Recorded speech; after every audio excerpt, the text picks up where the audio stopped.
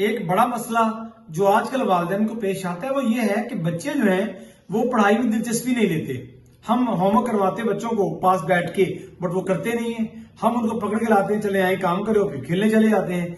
अच्छा, गलती कहीं ना कहीं आप कर रहे हैं, टीचर्स की तरफ से या पेरेंट्स की तरफ से हो रही है कि बच्चों को एक्टिविटी बेस्ड लर्निंग नहीं करवाई जा रही। यानी कि वो जो काम बच्चों ने होमवर्क करना है वो उनको इस तरह से कराया जा रहा है कि उनको बोर होना फील हो जाता है कि मैं बोर हो रहे हैं, बोरिंग सिचुएशन पैदा हो जाती है।